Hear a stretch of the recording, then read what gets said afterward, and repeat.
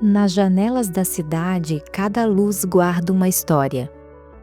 Uns choram em silêncio, outros tentam recomeçar. Tem gente sonhando e gente só tentando respirar. O tempo corre, os dias se atropelam e o coração, sem perceber, vai ficando cansado, vazio, desatento. Há tanto barulho lá fora que esquecemos o som da alma. Em meio ao caos, há um ritmo mais antigo, mais sábio, mais vivo, o ritmo de quem caminha com Jesus. Desacelerar não é parar, é voltar a andar no compasso certo, é reencontrar o descanso, a fé, o propósito. Porque a pressa rouba o sentido, mas a graça nos ensina a respirar outra vez.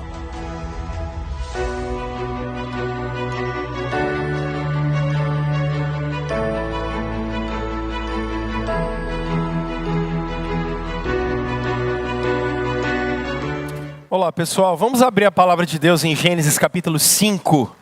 Gênesis capítulo 5, a gente está estudando essa série chamada Desacelere, para que a gente possa viver no ritmo dos discípulos de Jesus.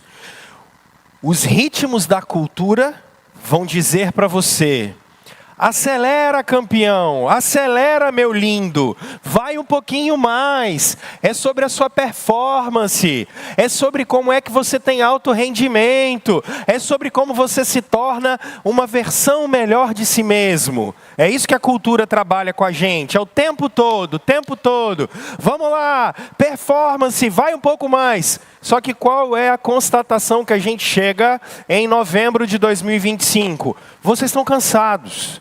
Vocês estão cansados porque é um ciclo que está terminando, 2025 está chegando ao fim, então é um ciclo no ano que vai chegando ao final, novembro, lembra, depois de julho e agosto, lá no Império Romano, 2 imperadores resolveram para competir um com o outro, eles resolveram, Júlio César e César Augusto, eles resolveram colocar e falaram bem assim: não, o meu mês e o mês que tem o meu nome vai ser o maior. Aí Júlio César bota Júlio com 31 dias.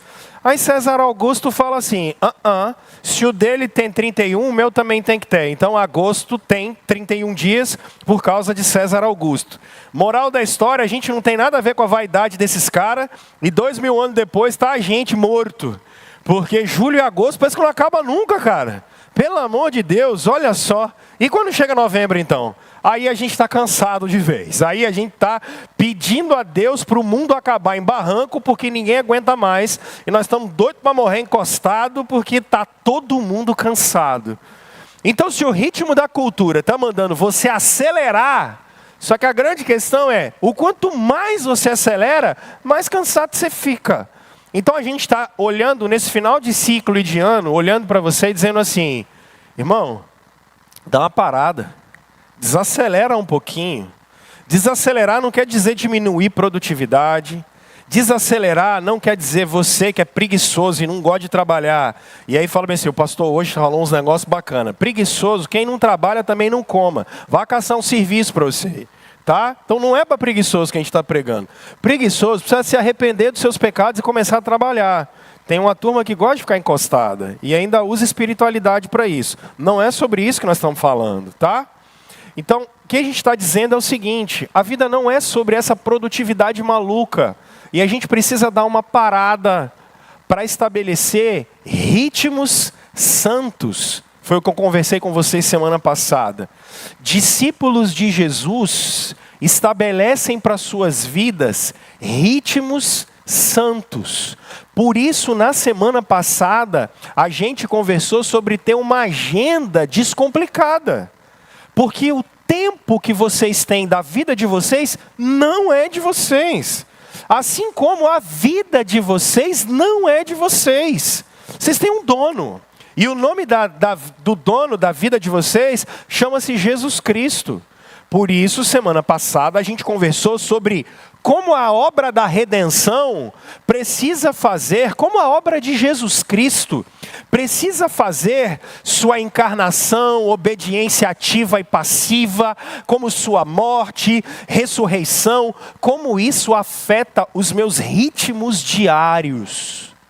Então, semana passada, na sua agenda, você precisa submeter sua vida a compromissos com Deus. Porque mesmo enquanto eu estou trabalhando, eu estou fazendo tudo para o Senhor. Nós conversamos com vocês sobre ter tempo de silêncio, tempo de cuidar do coração, tempo da gente ter vida com os irmãos, tempo de sorrir e se alegrar com gente que está em volta da gente. E foi isso que a gente conversou semana passada, sobre os ciclos da nossa vida, para você andar menos frustrado, com menos expectativa naquilo que não deveria, porque a vida é formada de ciclos. Então, quando a gente discerne que o Senhor Jesus é Senhor do tempo, a gente desacelera e vai viver ritmos santos de vida, para o coração ficar menos ansioso, menos agitado, porque eu terminei dizendo para vocês, confiem na soberania de Deus e na providência dEle. Isso não tem nada a ver com não trabalhar, não ser produtivo, mas cada coisa no seu lugar. Desacelere. E hoje, eu queria que a gente olhasse para uma outra forma nesse desacelerar. É desacelerar para a gente andar com Deus. Desacelerar para a gente ter mais tempo com Deus. Senhor, pastor, de onde nasceu essa reflexão? Eu sou pastor aqui desde 2012. Então, nos últimos anos todos, eu gastei a maior parte do meu tempo aqui na comunidade com a multidão. Então, pregando com todo mundo, o tempo todo, com muitos grupos, o tempo todo, o tempo todo, o tempo todo. O ano passado, quando eu lesionei o tendão de Aquiles, que eu rompi, eu parei. E eu fiquei mais ou menos uns 40 dias de molho, vocês lembram disso? Quando eu voltei aqui, eu estava de muleta e tinha acabado de soltar a muleta e estava mancando até não poder mais, né? Para mim foi um tempo muito importante de vida e um marco na minha vida. Mas por quê, pastor? Porque foi um tempo que eu pude parar para ouvir a voz de Jesus no meu coração. E isso foi muito importante. Porque vocês se lembram que eu rompi o tendão exatamente no dia anterior em que eu teria uma eleição para ficar como vocês mais 5 anos. E ali foi muito claro para mim o que Deus queria de mim nos próximos 5 anos. E se vocês estão observando, eu estou tentando ser obediente ao que o Senhor me direcionou. Eu estou gastando menos tempo com a multidão e mais tempo com vida na mesa com vocês. Então eu estou gastando mais tempo treinando grupos menores. Eu estou gastando mais tempo discipulando pessoas, cuidando de pessoas. Por isso, eu estou discipulando o grupo de louvor. E eu estou discipulando um grupo de homens. E a partir do ano que vem, nós vamos começar com esse grupo com mulheres, com casais, com filhos. Eu estou gastando tempo muito mais com isso. Menos tempo com a multidão. E os meus próximos anos de ministério aqui vão ser mais tempo com grupos pequenos. Treinando pessoas, treinando gente, menos genéricos e mais específicos. E eu tenho um grupo de homens que eu estou andando com eles já há alguns meses. E uma das reflexões que a gente fez nesse grupo de homens foi exatamente homens que andam com Deus. E aquilo me impactou a tal ponto, que eu falei, eu preciso dividir isso com a igreja toda. Foi uma terça-feira e a gente se reúne às terças-feiras aqui na igreja. Aquilo me impactou a tal ponto que eu parei e falei, cara, a gente precisa conversar todo mundo junto sobre isso. Porque isso é muito forte. Andar com Deus é uma coisa que a cultura não manda você fazer. A cultura manda você, como eu disse, ser a melhor versão de você, ser mais produtivo, seja feliz, tenha paz, tenha prosperidade, é sobre dinheiro. E a Bíblia está olhando para a gente dizendo assim, ande com Deus, ande com Deus. Ande com Deus, ande com Deus.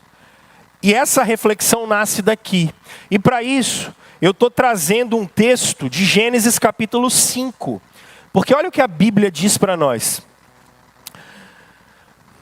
Esse é o registro da descendência de Adão.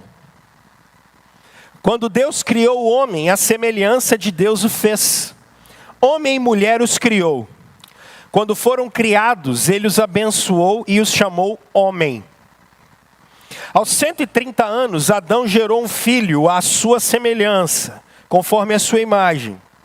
Deu-lhe o nome de Sete. Depois que gerou Sete, Adão viveu 800 anos e gerou outros filhos e filhas. Viveu ao todo 930 anos e morreu. Aos 105 anos, Sete gerou Enos. Depois que gerou Enos, Sete viveu 807 anos e gerou outros filhos e filhas. Viveu ao todo 912 anos e morreu.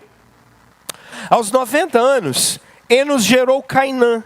Depois que gerou Cainã, Enos viveu 815 anos, gerou outros filhos e filhas. Viveu ao todo 905 anos e morreu. Aos 70 anos, Cainã gerou Maalalel. Depois que gerou Maalalel, Cainã viveu 840 anos e gerou outros filhos e filhas. Viveu ao todo 910 anos e morreu. Aos 65 anos, Maalalel gerou Jared. Depois que gerou Jared, Maalalel viveu 830 anos, gerou outros filhos e filhas. Viveu ao todo 895 anos e morreu. Aos 162 anos, Jared gerou Enoque. Depois que gerou Enoque, Jared viveu 800 anos e gerou outros filhos e filhas. Viveu ao todo 962 anos e morreu. Aos 65 anos, Enoque gerou Matusalém. Depois que gerou Matusalém, Enoque andou com Deus 300 anos e gerou outros filhos e filhas. Viveu ao todo 365 anos. Enoque andou com Deus e já não foi encontrado, pois Deus o havia arrebatado. Aos 187 anos, Matusalém gerou Lameque. Depois que gerou Lameque, Matusalém viveu 782 anos e gerou outros filhos e filhas. Viveu ao todo 969 anos e morreu. Aos 182 anos, Lameque gerou um filho, deu-lhe o nome de Noé e disse: Ele nos aliviará do nosso trabalho e do sofrimento de nossas mãos, causados pela terra que o Senhor amaldiçoou. Depois que Noé nasceu, Lameque viveu 595 anos e gerou outros filhos e filhas. Viveu ao todo 777 anos e morreu. Aos 500 anos, Noé tinha gerado Sem, Cã e Jafé. Vamos orar, meus irmãos. Pai, em nome de Jesus, a gente está diante da palavra inspirada do Senhor e, consequentemente, inerrante. O Senhor Jesus nos ensinou que a Escritura não pode falhar. E nós clamamos ao Senhor, que o Senhor ilumine seu povo nessa manhã e também o povo que se reunirá aqui nesse mesmo lugar em culto à noite. Pedimos ao Senhor iluminação do seu Espírito para discernir verdades eternas da palavra inerrante e inspirada do Senhor, para que a vida do Senhor, por meio do Espírito mandado por Jesus, seja aplicada no nosso coração e que a gente saia daqui renovado pelo poder do Senhor, em nome de Cristo Jesus. Amém, amém. Meus irmãos, como eu começo esse texto? Primeiro te pedindo para fazer uma reflexão. Eu sou pastor, então sendo pastor eu tenho dois privilégios. Na verdade, um privilégio e um dever. Um privilégio que eu tenho é o fato de que cada criança dessa comunidade que nasce, via de regra, ou eu vou visitar no hospital, ou eu vou em casa quando já a turma está lá, e aí vocês me ligam e eu vou lá na casa de vocês. E eu tenho o privilégio de visitar, orar com os pais, orar com essa criança que chegou. E também tenho o privilégio de falar: Senhor, esses pais consagraram essa criança para o Senhor. Então, cada menino, menina que nasce aqui, eu sempre vou na maternidade, via de regra, e olho para todos e tenho esse privilégio. Mas também tenho a dor de fazer vários velórios aqui. Tem gente querida que já nos deixou ao longo dessa jornada, nos últimos anos, e sempre que eu vou ao cemitério é um desafio. Eu acho que desde garoto eu tenho um negócio comigo que a vida me dói. Eu fico pensando demais na vida e viver dói demais em mim, porque refletir sobre a vida, e via de regra eu paro e fico pensando na vida. E dói demais. E me dói sempre porque todas as vezes que eu chego a um cemitério, eu começo a olhar aquelas lápides e eu fico sempre pensando naquelas datas. Fulano nasceu em tal ano, morreu em tal ano. Para a gente é só um número. Mas o que está por trás daquilo, daquele nome, daquela data, é toda uma história de vida. Aquela pessoa fez parte da vida de tantos outros. E aí me chama a atenção quando eu fico olhando aquelas crianças, por exemplo, gente que nasceu e morreu rapidinho. Aí você fala, caramba, mas esse aqui viveu 3 meses, viveu 6 meses, viveu 1 ano. Alguns viveram 30 anos, aí tem alguns que vivem 80, 90, você fica pensando, quantos filhos? Porque para nós que estamos aqui, é só um nome e é só um número. Mas para quem teve contato com aquela pessoa, é uma história. Porque quanta gente não passou pela sua vida? Você que tem 10, 15, 20, 30, 40, 50, com quanta gente você já teve contato?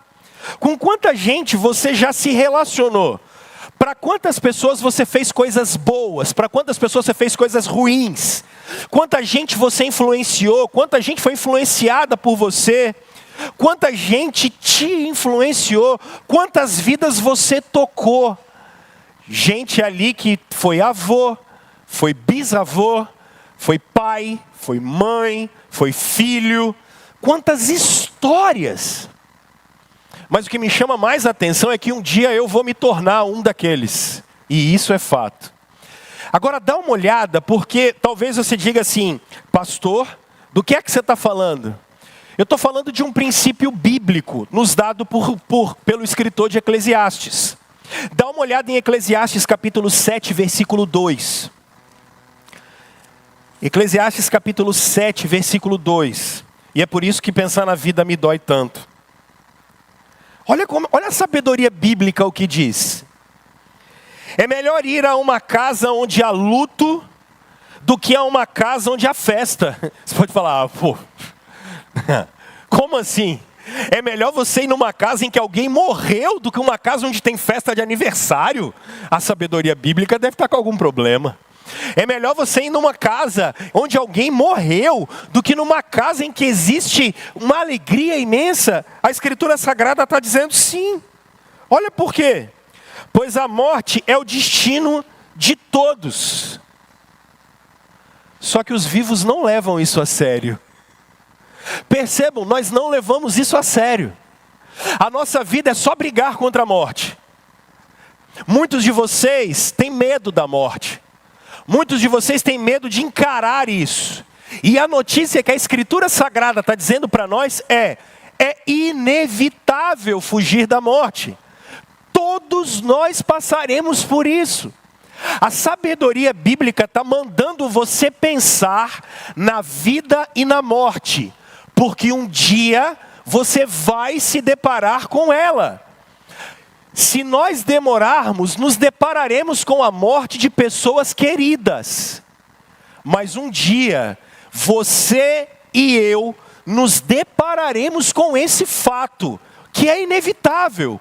Por isso, é necessário pensarmos na vida e também pensarmos no dia em que não estaremos mais aqui. Porque um dia não estaremos mais aqui. Às vezes eu acho que a gente deveria aprender um pouco mais com as crianças. E não é só pelo que o Senhor Jesus disse. O Senhor Jesus disse que como as crianças são, das tais é o reino dos céus. Certa vez eu pensando sobre a vida, a minha filha do meio fala a seguinte profecia. Pai, nós estamos em que ano? Naquela época, sei lá, 2015, ela era piquititinha. Ela falou bem assim, quer dizer que quem esteve aqui 100 anos atrás já não está mais, pai? Aí eu falei, não, filha, já não está mais. Pai, então quer dizer que daqui 100 anos nós também não estaremos aqui? Aí eu falei, filha, é isso mesmo. Aí ela, curioso. Como uma criança de 5 anos consegue ter esse grau de silogismo e nós não paramos para pensar nisso? Porque a nossa vida é só uma luta contra a morte. Porque nós não entendemos ainda que no final da nossa jornada está o Senhor. Por isso, nós não precisamos ter medo da morte. O que nós precisamos fazer é prestarmos atenção ao que estamos fazendo da vida que o Senhor nos deu. Por isso, o que nós precisamos hoje pela manhã, e o que o Espírito Santo quer guiar a gente, é para a gente entender que o segredo da vida, incluindo a morte e o após ela, é exatamente andar com Deus. O segredo da vida não é lutar contra a morte. O segredo da vida não é ter medo da morte. O segredo da vida não é ter a vida paralisada, porque esse é o nosso futuro. O segredo da vida é darmos significado a ela hoje. E o significado da vida hoje é andar com Deus. Pastor, da onde você está tirando isso? Gente, eu estou tirando isso do personagem que está aqui. Coloca a imagem, por favor, que eu pedi, que eu mandei. E eu queria que você olhasse ela comigo. Aí está, Gênesis capítulo 5 está aqui. Primeiro, alguns de vocês que são mais céticos, eu queria dizer para você, estuda um pouco mais. Estuda um pouco mais mesmo. Porque muitos olham e falam, esse texto só pode ser uma brincadeira. Por quê? Porque se vocês observarem, aqui estão todos os personagens do livro de Gênesis, os principais patriarcas. E eu quero que vocês percebam o seguinte, Adão, 900 anos, Sete, 900 anos, 900 anos, e assim você percebe que os homens viviam muito tempo.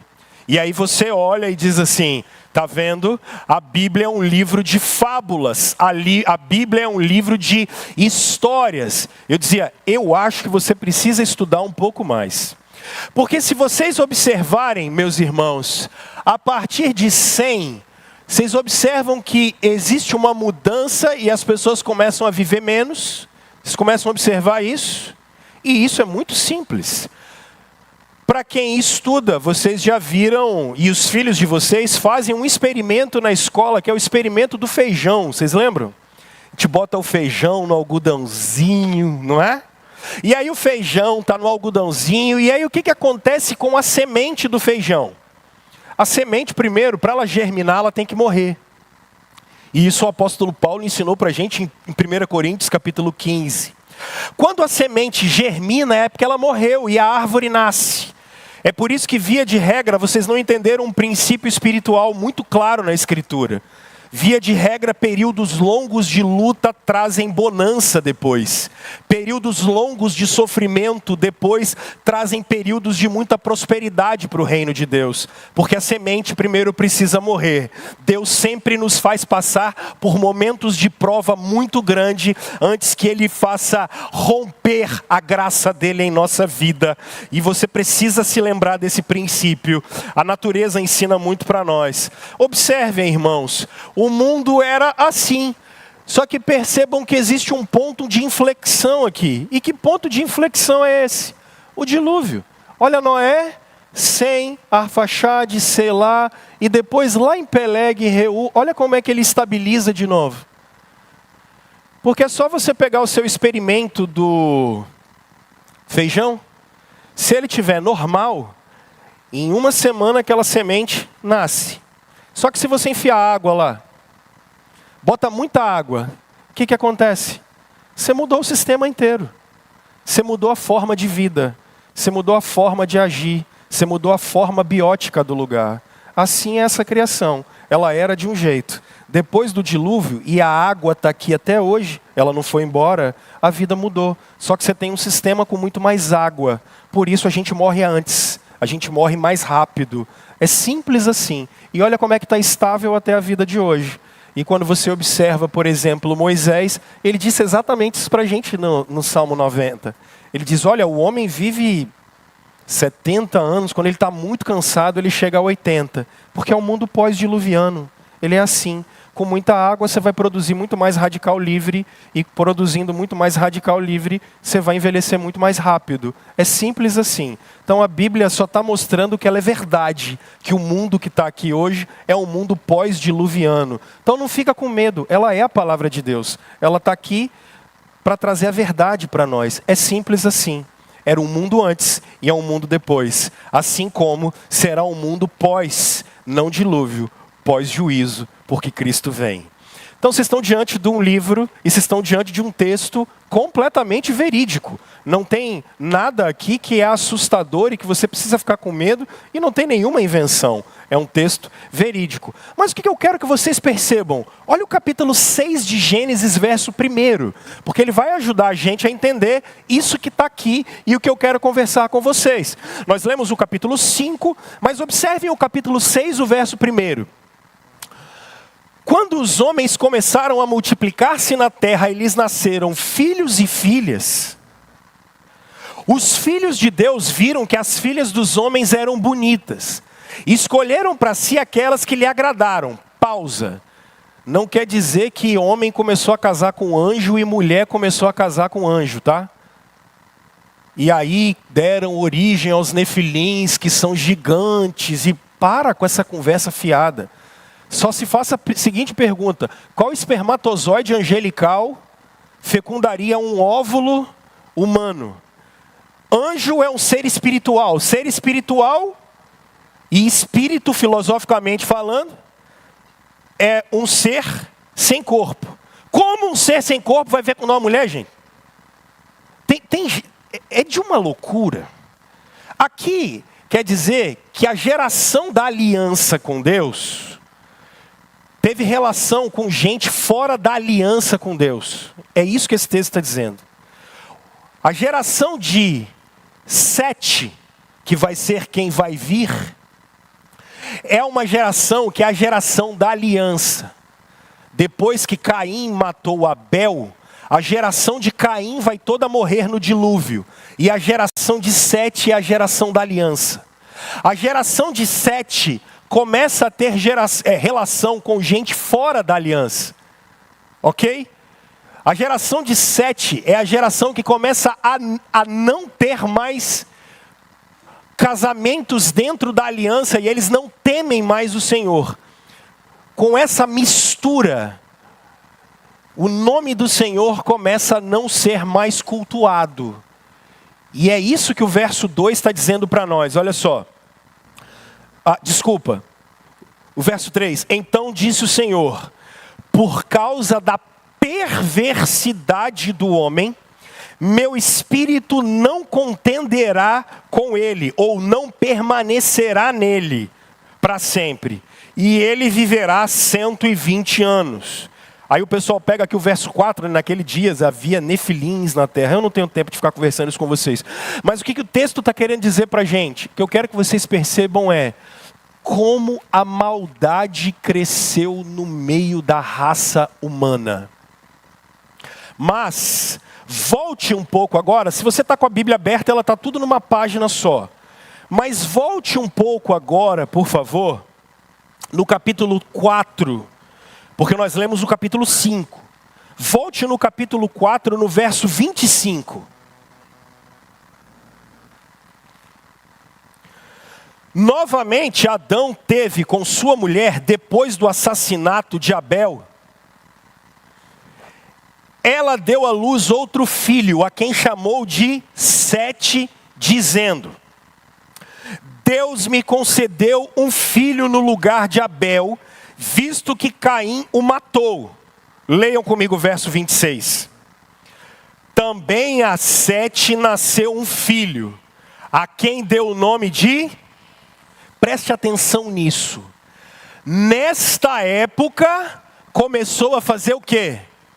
Invocar o nome. Tem culto, tem adoração. O nome do Senhor é invocado. Mesmo no meio de uma geração perversa, o nome do Senhor é invocado. Vocês conseguem compreender isso? Muitos de nós não temos filho porque a gente diz: eu não vou colocar filho nesse mundo mau. Muitos de nós dissemos assim: Difícil a gente viver nesse mundo mal. Difícil a gente viver nesse mundo caído. Bom, no mundo caído, ainda assim o nome do Senhor é invocado. No mundo caído, ainda existe um remanescente fiel. No mundo caído, ainda existe gente que não se corrompeu com ele. No mundo caído, ainda existe gente que leva o nome do Senhor a sério. E a gente ainda diz com os nossos pecados gourmetizados, a gente fala assim: todo mundo é assim, isso faz parte da fraqueza humana, porque a gente quer o tempo todo justificar a nossa falha e a falta de comprometimento com Deus. A gente quer justificar sempre a nossa falha moral, a nossa falha espiritual, olhando e dizendo: o mundo é assim, o mundo é mau. E a Bíblia está mostrando para a gente que diante de um mundo mau, ainda tem gente séria. No meio de um mundo mau, entre assassinatos, homicídios, entre gente ruim, no mundo em que a morte impera. Olha o capítulo 5. Porque você diz: olha pastor, o mundo é ruim, o mundo é mau. Eu entendo, e observe o verso 4. O verso 4 termina com o seguinte substantivo, ou melhor, com o seguinte verbo, perdão: morreu. O verso 8 termina com morreu. O verso 3 termina com, o verso 11 termina com morreu. O verso 14 termina com morreu. O verso 17 termina com morreu. O verso 20 termina com morreu. E pastor, e o verso 27 termina com morreu. Mas e o verso 31? Morreu. A cultura da morte impera. O ciclo da vida aqui é, no capítulo 5, você nasce, cresce, tem filho, fulano viveu tantos anos e teve um filho. E depois, qual é o ciclo de vida dele? Morreu. Morreu, morreu, morreu. Mas o que é importante? No mundo em que a morte impera, vocês já viram esse mundo? No mundo em que, segundo o capítulo 6, a maldade dos homens impera. No mundo em que a violência impera, irmão mata irmão. Vocês já viram isso em algum lugar? Será que em Cariacica do século 21 tem isso? Nesse mundo, ainda tem gente que clama pelo nome do Senhor. E aí, no meio do capítulo 5, tem um cara, do verso 21 até o verso 24. Aos 65 anos, Enoque andou com Deus. Olha que coisa curiosa. Porque ele teve um filho, observem, aos 65 anos, Enoque gerou Matusalém, como todos os outros. Como todos os outros, ele gerou Matusalém. Enoque, o que ele fez? Andou com Deus. Mas ele andou com Deus quanto tempo, pessoal? Quanto tempo? 300 anos. Enoque não andou com Deus 1 ano, 2 anos, 3 anos e decidiu acabar com a fé dele. Enoque não andou com Deus 1 ano, 2 anos, 3 anos, 6 anos e teve uma decepção e abandonou o Senhor. Enoque não andou com Deus 1 ano, 2 anos, 3 anos, 10 anos, 20 anos e abandonou a fé. Enoque viveu no mesmo mundo que você e eu, em que a morte imperava.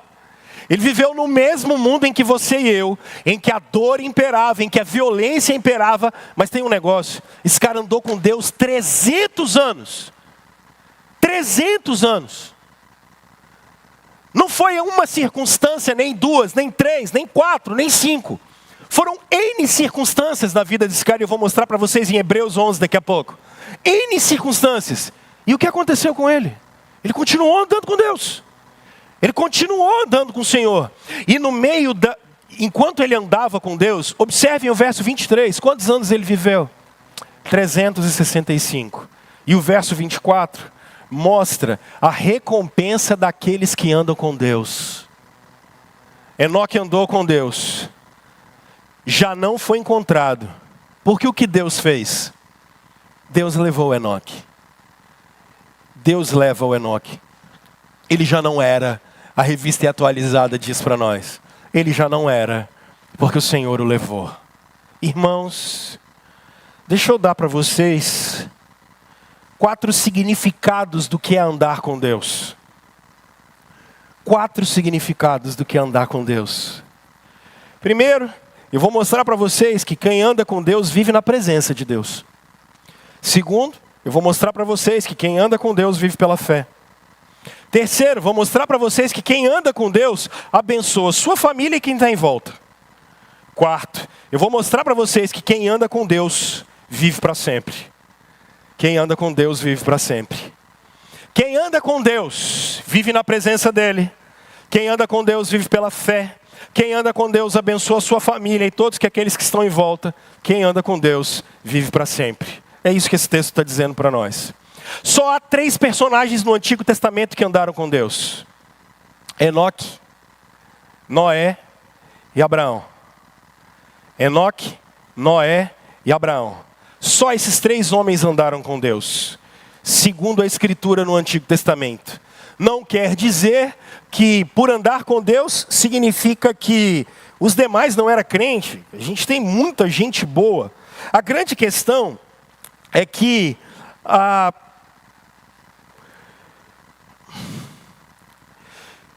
se alguém procurasse o sepulcro do Enoque naquela ocasião, o que ele encontraria? Nada. Por isso eu comecei conversando com vocês sobre essa história do cemitério. Não encontraria nada. Mas o que eu quero que vocês percebam é que andar com Deus, em primeiro lugar, quer dizer viver na presença dEle.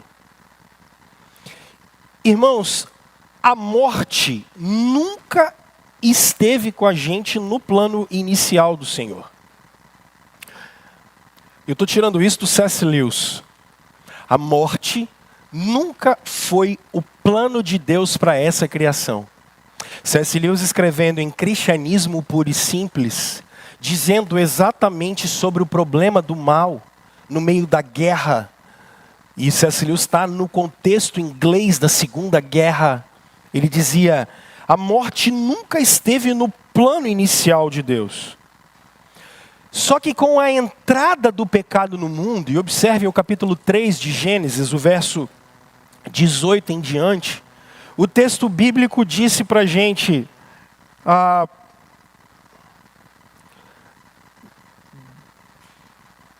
visto que deu ouvidos à sua mulher, 17, e comeu do fruto da árvore da qual ordenei para que você não comesse, maldita é a terra por sua causa, com sofrimento você se alimentará dela todos os dias da sua vida, ela dará espinhos e ervas daninhas, e você terá que alimentar-se das plantas do campo.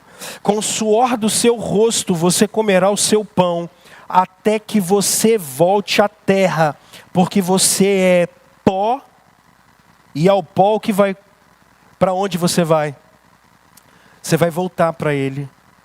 A morte, gente, é consequência da entrada do pecado no mundo. Agora percebam que, volta para o capítulo 5.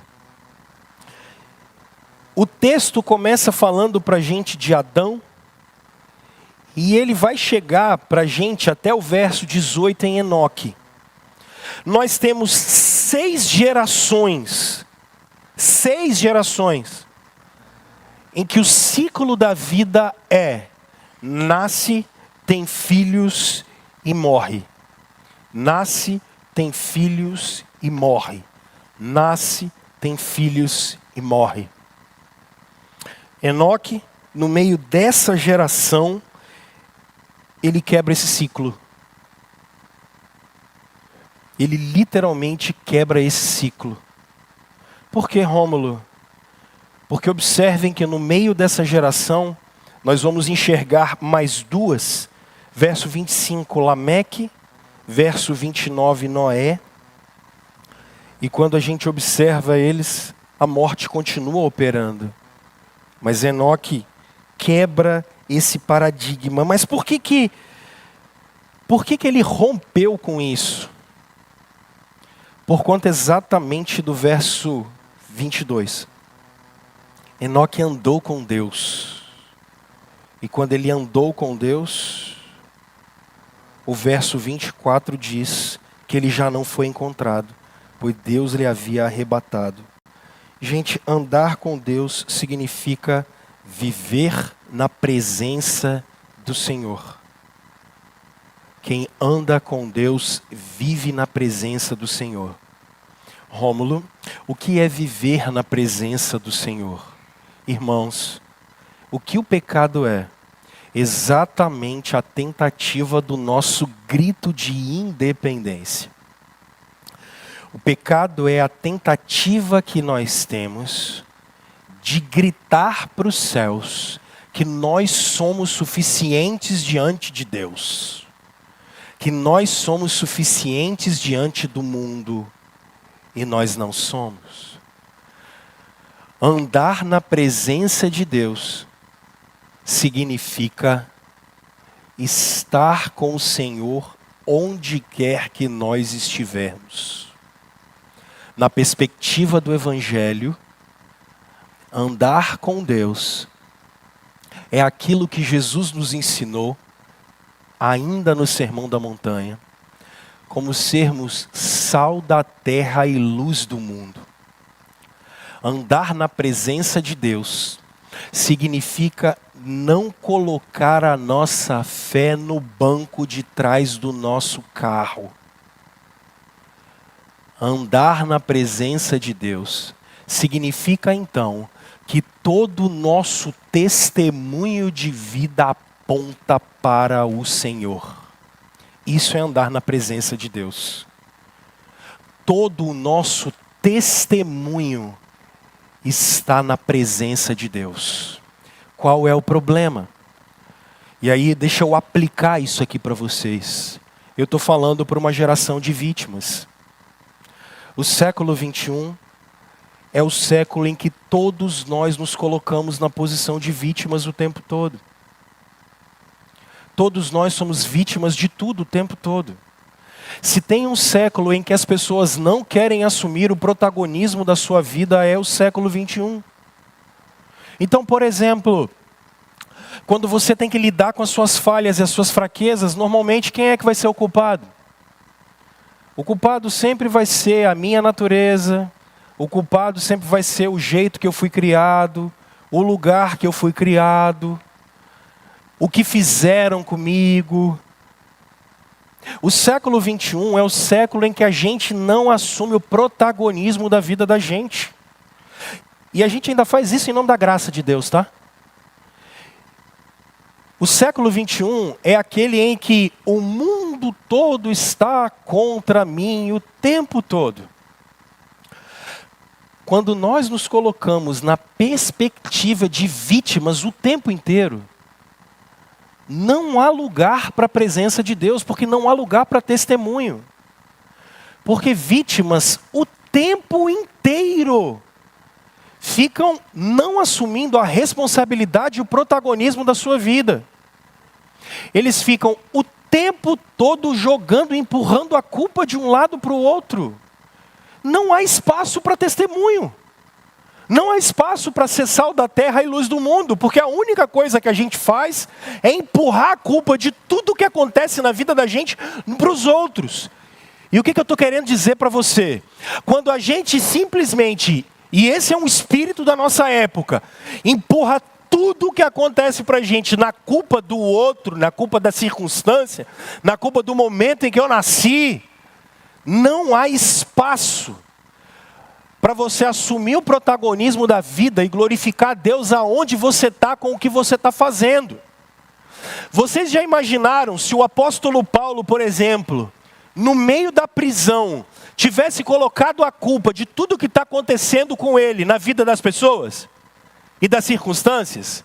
Vocês jamais teriam tido Filipenses, Colossenses, Gálatas, Efésios, as cartas da prisão, vocês jamais teriam. Por quê? Porque não haveria espaço para testemunho, mas pastor, ele está preso. E ele está preso injustamente, é verdade. Só que ele não vai perder um minuto da vida dele preocupado com nada do que fizeram com ele, do que aconteceu com ele. Por quê? Porque ele está entendendo que a vida dele é na presença de Deus. Então tudo que ele faz é na presença de Deus e para ele. Irmãos, a gente gasta muita energia na vida da gente se vitimizando com um monte de coisa. E a gente ainda joga isso na conta de Deus. Deus sabe, Deus fará. Eu acho que Deus deve olhar e falar bem assim: ei, você não vai assumir o protagonismo desse negócio, não? Você não vai tomar uma atitude diante da vida, não? Você não vai reagir, não? Já fiz o que eu tinha que fazer, já dei o espírito, já andei. Vocês não vão reagir, não? No meio de uma geração má, até quando vocês vão olhar e falar bem assim: é de uma passividade. Os crentes são de uma passividade. E coloca isso na conta da providência. Colocam isso na conta do decreto eterno de Deus. Irmãos, não confundam decreto e providência com fatalismo. Nós concorremos com a graça de Deus. E concorrer quer dizer que a gente anda com ela. O que eu estou querendo dizer é: larga a mão de não ser protagonista daquilo que você tem que fazer. E o que você tem que fazer, você tem que fazer.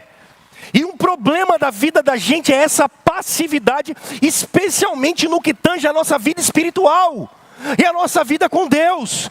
Muitos de nós não temos experiência com o Senhor, não é porque Deus não quer, é porque você não quer. Muitos de nós não temos experiência da vida com Deus, porque você não busca, porque você não quer. Porque você não gasta tempo com isso, é de uma passividade absurda. E não coloca a conta na teologia de Papai Calvino, que ele não tem nada a ver com isso. Nada. É você. Calvino nunca falou isso. Pelo contrário. Um homem que orava, um homem que lia a Escritura, um homem que escrevia comentários da Escritura durante a vida toda. Por quê? Porque ele entendeu que viver e andar com Deus é viver na presença dEle. Mas a passividade do século 21 é muito grande. É muito grande.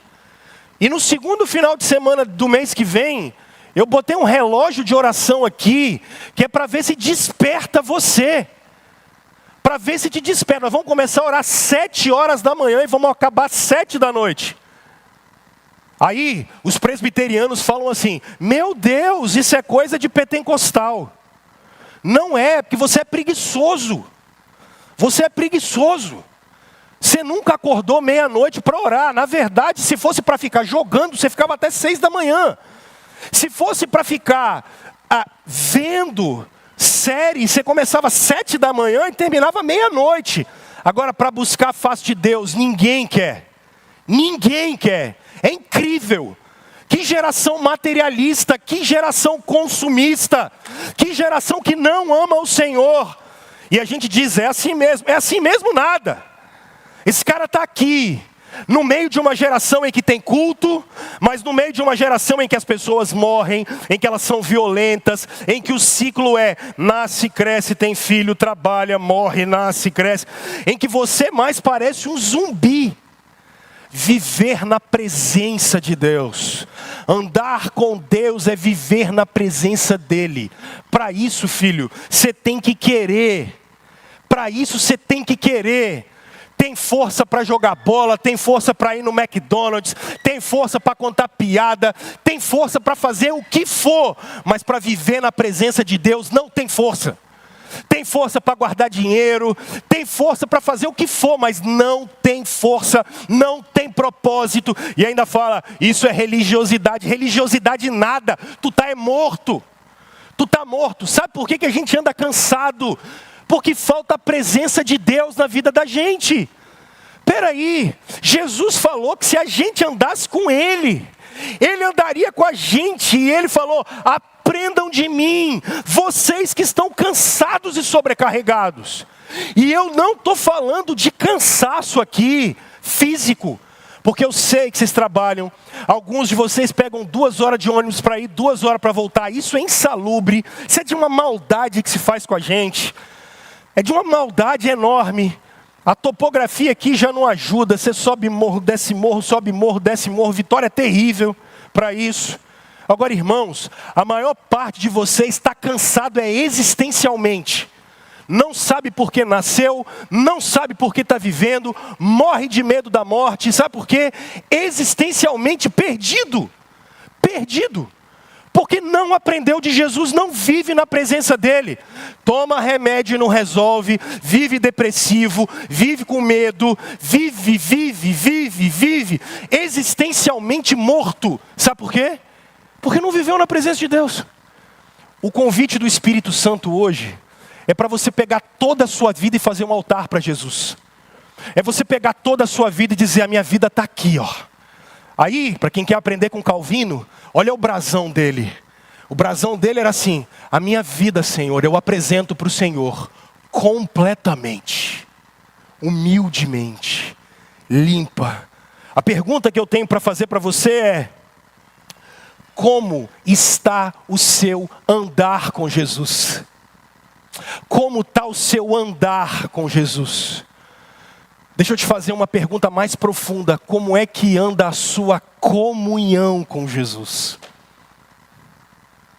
Irmão, qual foi a última vez que você deu atenção para Jesus Cristo? Qual foi a última vez que você colocou o Senhor Jesus para dirigir realmente sua vida? Qual foi a última vez que a gente descansou na obra de Jesus? Jesus virou uma ideia para nós. A igreja passou a ser simplesmente um momento em que a gente está. Andar com Deus significa a gente chamar Jesus para fazer parte de toda a nossa vida e mais do que isso. Ser o dono dela e a gente passar a ter uma vida de testemunho. Uma vida de testemunho. Senhor, minha vida é sua. Segundo, andar com Deus, gente, é viver pela fé. E aqui, olha Hebreus capítulo 11, verso 5, comigo.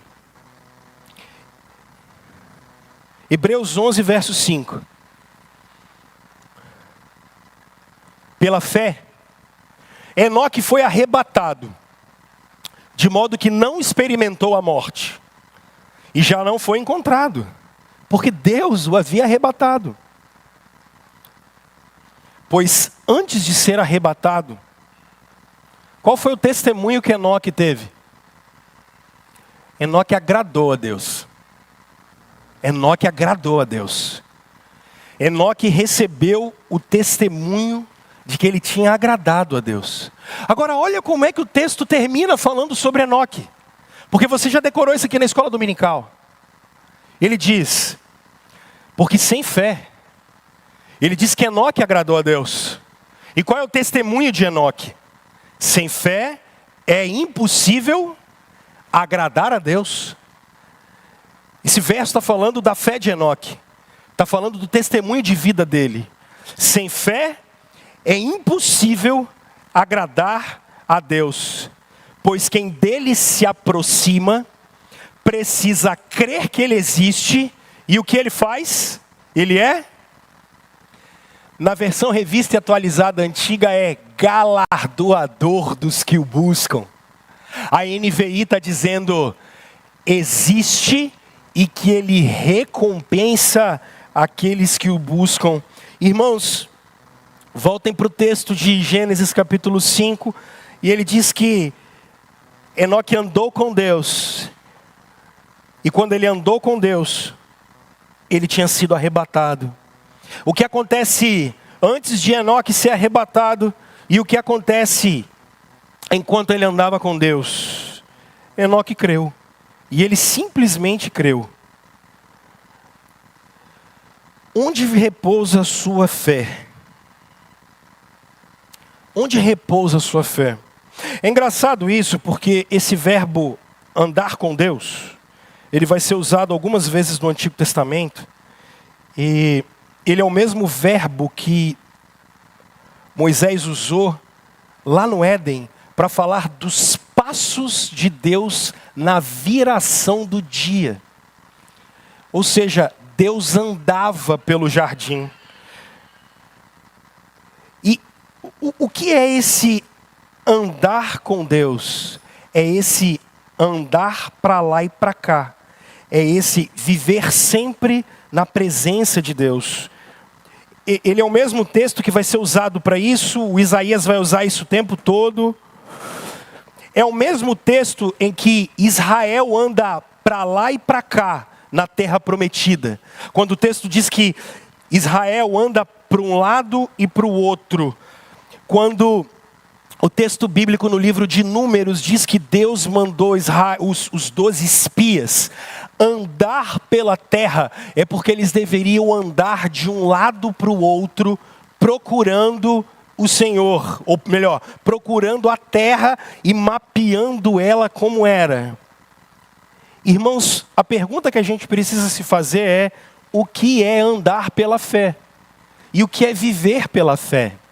É essa pergunta que a gente precisa se fazer. O que é viver pela fé?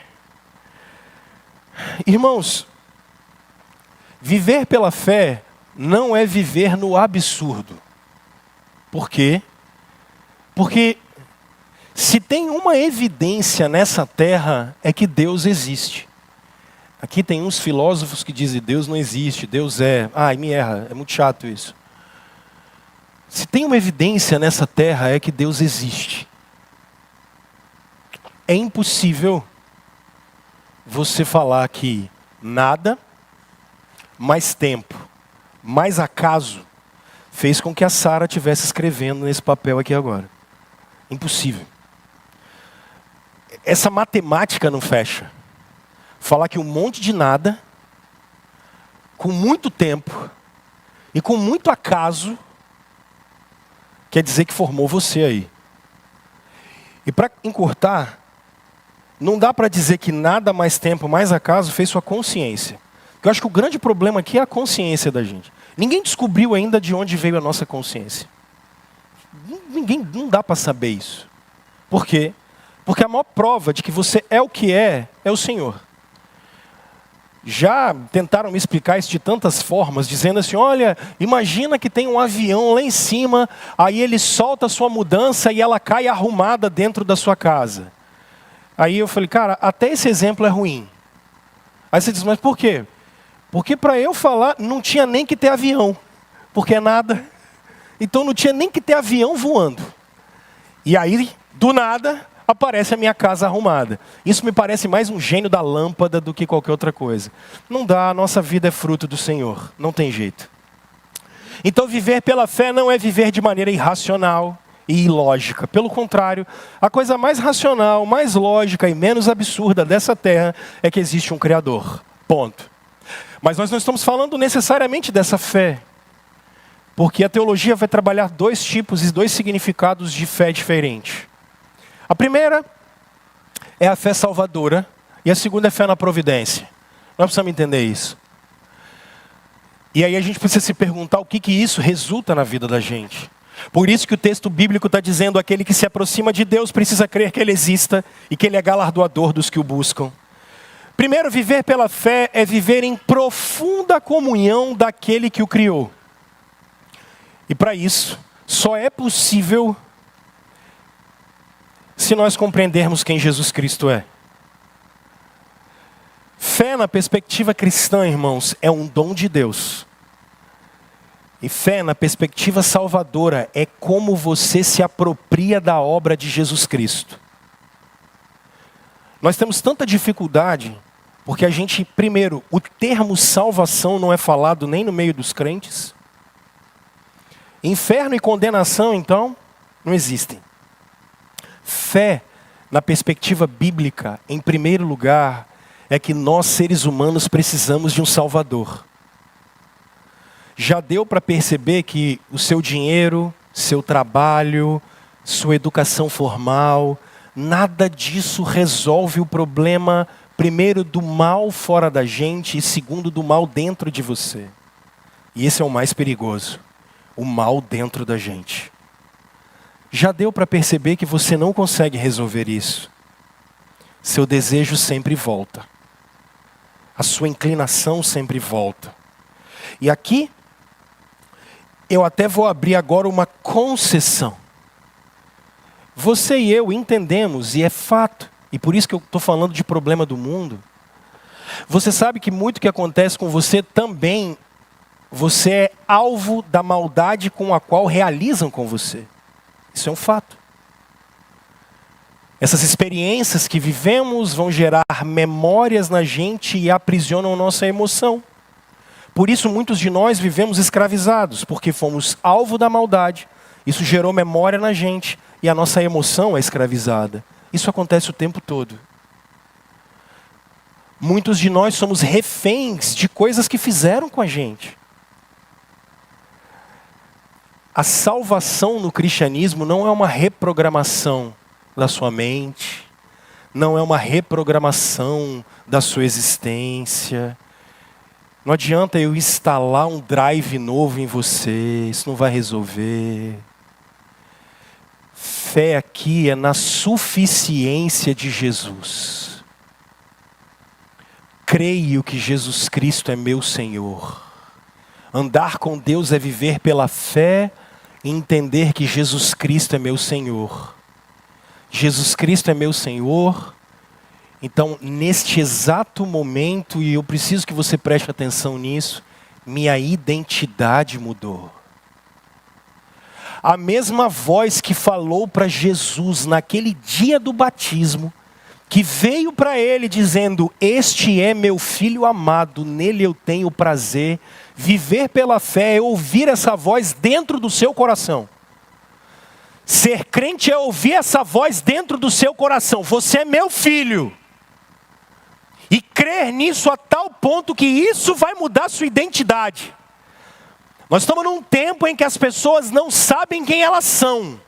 Você define as pessoas pelo que elas viveram, definem pelo marido que tem, pelo dinheiro que tem, pelo trabalho que tem. Fulano é isso, fulano é aquilo todo. Viver pela fé é entender que eu tenho uma identidade. Ela não é definida pela minha família, ela não é definida pelo meu trabalho, não é definida pelo que fizeram comigo. Ela não é definida por isso. Eu sou um filho de Deus. A minha identidade está mudada. Ser crente e viver pela fé é isso. Fé salvadora é isso.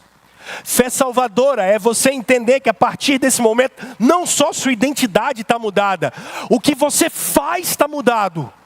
Viver pela fé é entender agora que minha vida não me pertence mais. Eu estou em casa porque eu sou filho de Deus. Eu administro as finanças porque sou filho de Deus. Meu passado está ressignificado porque o Senhor crucificou Ele naquela cruz e ressuscitou dos mortos por mim. Eu não estou passando por sessão de PNL, programação neurolinguística nenhuma. Ninguém está instalando nada em mim. Nesse exato momento minha vida está mudando, porque uma palavra foi dada para dentro do meu coração. Você é meu filho. Você é meu filho, eu estou mudando você, eu estou transformando você. Viver pela fé é ouvir essa voz e acreditar nela até debaixo d'água, irmãos. Até no meio do dia mau. E isso muda quem nós somos. E isso muda o que nós fazemos. Isso muda a nossa vida por inteiro. Viver pela fé é ouvir a palavra e ter o interior e o que você faz mudado. Aí dá para entender por que o apóstolo Paulo diz: aquele que matava não mate mais, o que roubava não roube mais. Porque a fé em Jesus transformou a gente. E a partir de agora, a gente começa a viver em novidade de vida. Isso é viver pela fé. Pela graça de Deus eu sou o que sou. Pela graça de Deus eu sou o que sou. Muitos de vocês estão travados na vida. Não é porque vocês estão precisando de coach. Não é porque vocês estão precisando de programação neurolinguística. Não é porque vocês estão precisando de uma imersão. Não é porque vocês estão precisando de uma antropologia neurocientífica, sei lá o que esses caras inventam. É porque você não entendeu quem é você diante de Deus. Não vive pela fé. Não vive pela fé. O que você está precisando? Viver pela fé. E aí, se existe a fé salvadora, é a fé na providência. Enoque está no meio de uma geração má. Uma geração em que impera a morte. Uma geração em que impera o mal. Mas ele entendeu que é pelo Senhor que ele vive. Ele entendeu que ele vive por amor ao Senhor. Irmãos, as circunstâncias vão nos engolir vivos e nos devorar vivos.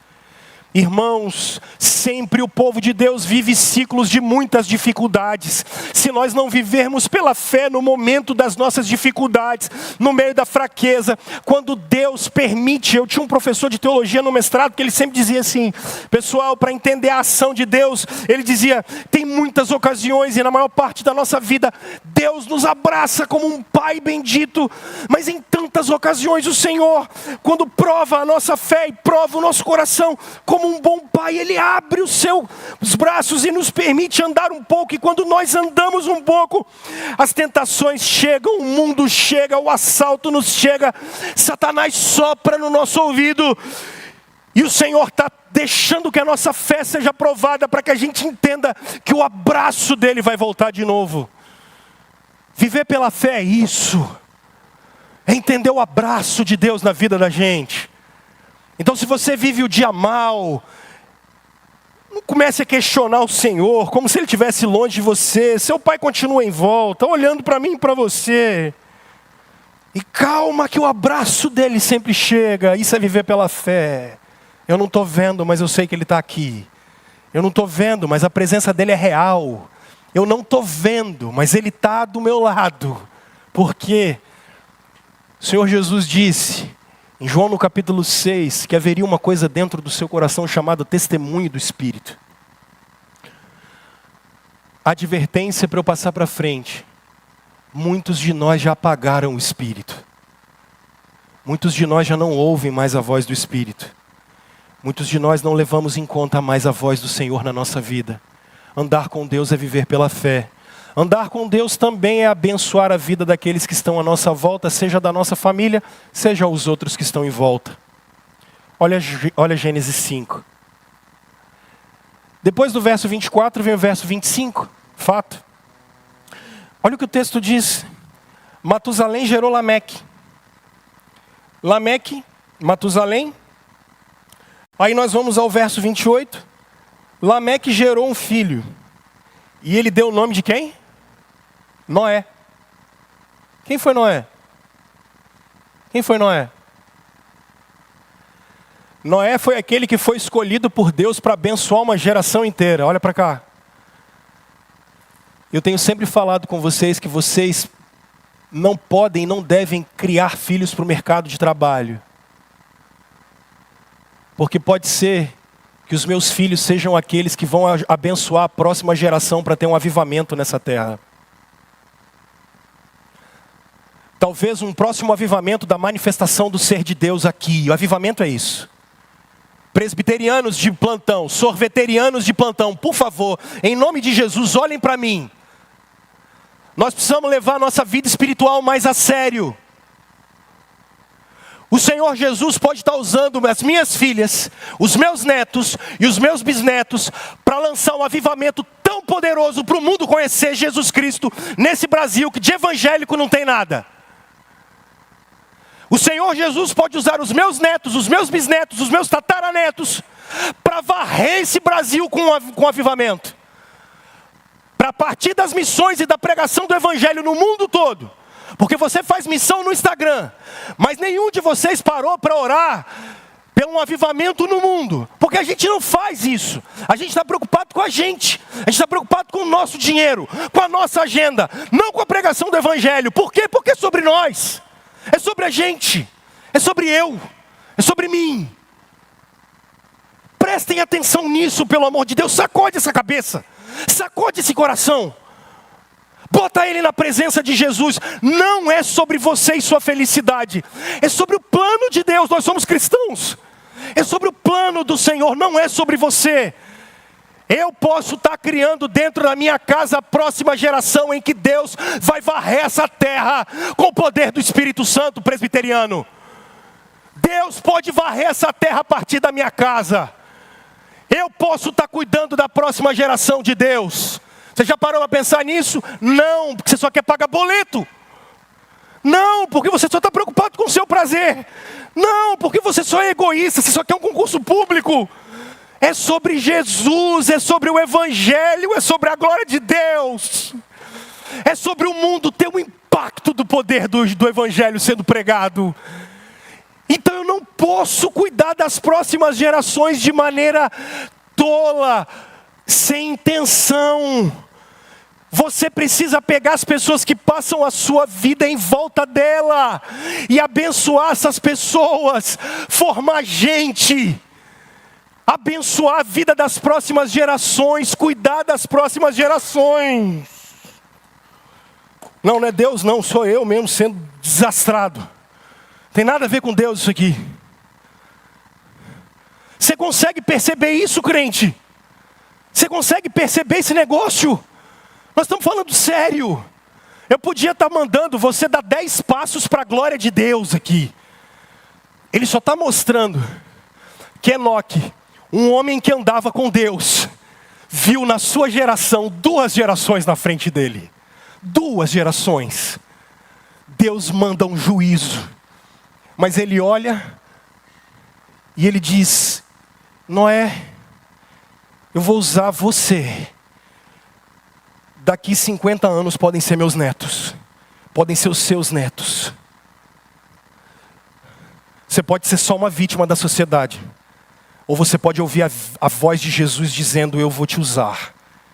Eu vou usar a sua geração. Não importa o que fizeram com você, não importa o que você viveu. Eu vou usar você. Eu quero usar você.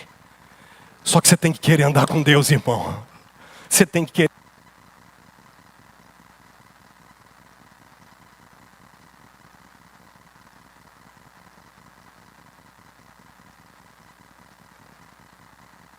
Deixa eu terminar, porque já é meio-dia, já nem sei a hora. O que aconteceu com Enoque? Morreu? Não. Quem anda com Deus não morre, irmão. Quem anda com Deus não morre. Pelo amor de Deus. Quem anda com Deus dorme. E acorda do lado de lá da eternidade. A gente está morrendo de medo de morrer. Porque a gente está apegado demais a essa terra. E eu aprendi isso com Tim Keller, quando ele escreve sobre o problema do sofrimento. E eu entendo toda a nossa dor. A gente tem que respeitar a nossa dor e respeitar a dor do outro. Isso é fato. Só que crente não morre, cara. Crente não morre. Primeiro porque o seu corpo é sepultado e ali é uma semeadura porque o seu corpo vai nascer de novo. Paulo nos ensinou que o grão de trigo precisa cair na terra, morrer, para que nasça um corpo espiritual. Na segunda vinda de nosso Senhor. Crente não morre, crente dormiu. A nossa alma continua consciente, nós vamos lembrar de tudo, e no mesmo momento nós vamos estar na presença do Senhor. Porque crente não morre, crente acorda na presença de Deus. Se lembrem do nosso irmão Estevão no livro de Atos. Está sendo apedrejado. E enquanto ele é apedrejado, ele ora. E ele diz para aqueles fariseus: eu estou vendo o céu aberto. E o Filho do Homem assentado à direita do Pai. E é interessante, Lucas escrevendo isso, ele diz: fechando os olhos, adormeceu. Crente não morre. Crente acorda na presença do Pai. Crente vê Jesus Cristo. Você quer ver Jesus Cristo? Você quer encontrar seu Senhor? Você está só preocupado com o boleto para pagar? Ou está só preocupado com esse ciclo de sofrimento que eu sei que é verdade? Ele é um ciclo verdadeiro. Você está só preocupado com isso? Enoque andou com Deus. Quem anda com Deus vive eternamente, irmãos. Se vocês se lembrarem, a Bíblia trata 2 casos curiosíssimos. O primeiro caso, o caso do próprio Moisés. O texto de Deuteronômio diz que Moisés morreu e a gente não sabe onde foi parar o corpo dele.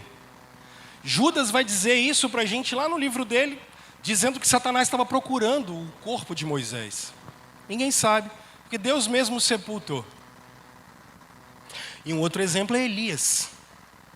Elias deixa Eliseu, porque como ele era um homem temente a Deus, teve um dia que ele já não era, e o Senhor o levou. Mas sabe o que me chama mais atenção?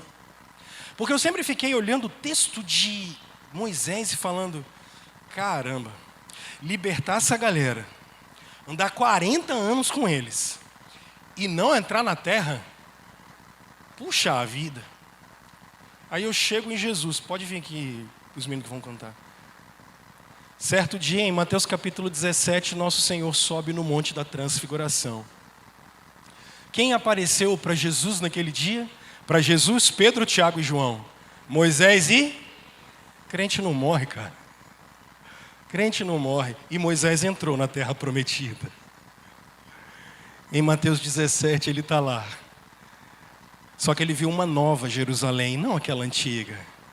Ele não viu aquela Canaã. Ele entrou na Canaã celestial. Deus tinha mais para ele. Deus tinha mais para ele.